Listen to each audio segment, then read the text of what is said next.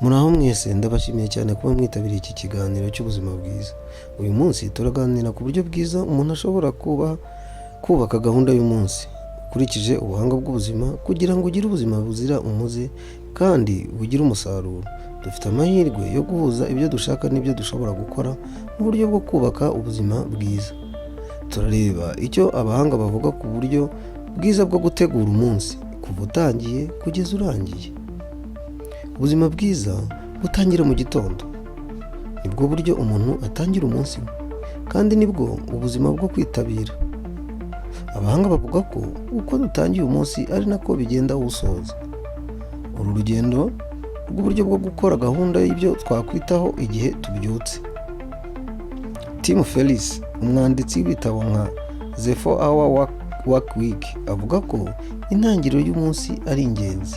Yagize ati, gutangira umunsi nicyo ugomba gukoraho mbere y'ibindi byose, nko gukora imyitozo ni ingenzi cyane mu kugera ku ntego zawe.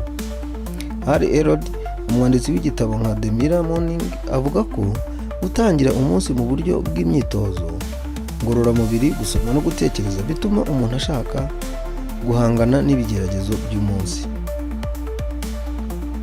Ubushakashatsi bugaragaza ko abashaka kugira ubuzima bwiza bakora ibi bintu mu gitondo.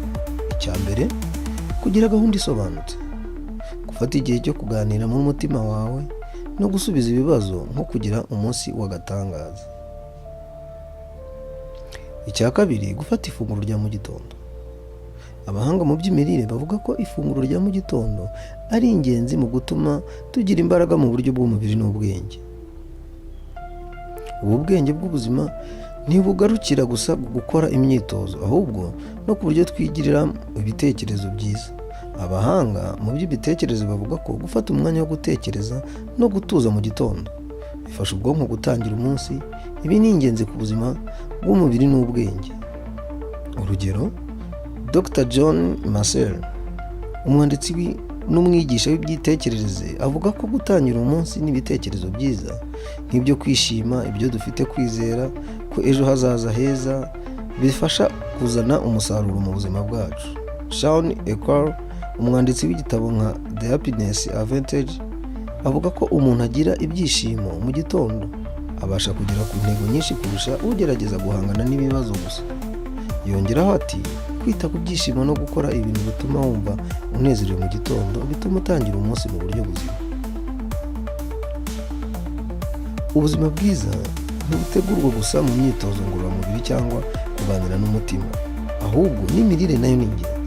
Abahanga mu by'imirire bavuga ko dufite inshingano yo gutegura neza ibyo turya buri munsi. Ifunguro rya buri munsi rigomba kugira intungamubiri zikenewe mu mubiri wacu. Michael Pollan, umwanditsi w'igitabo nka In Defense of Food, avuga ko dore uburyo bwiza bwo gufata ibyo kurya. Iryo funguro riboneka rizire ibintu byinshi kandi ryaturutse mu mirima no mu bworozi bwiza. Dr. Mark Hyman, umuvuzi w'indwara z'umutima n'umwanditsi, avuga ko kwita ku mirire itunganyijwe neza kandi ikungahaye ku intungamubiri nk'amazi, imbuto, imboga, inyama zifite intungamubiri ari ingenzi mu kugira ubuzima bwiza. Mu gihe cyo kugaburira umubiri, ni byiza kwirinda ibiryo bitera umunaniro cyangwa guhangayika. Ifunguro ryuzuye rigomba kuba rihagije, rigatanga umubiri intungamubiri n'amazi. Harimo imboga, imbuto n'ibindi biribwa bifite fibre, nko kugaburira ubwonko na buri gice cy'umubiri.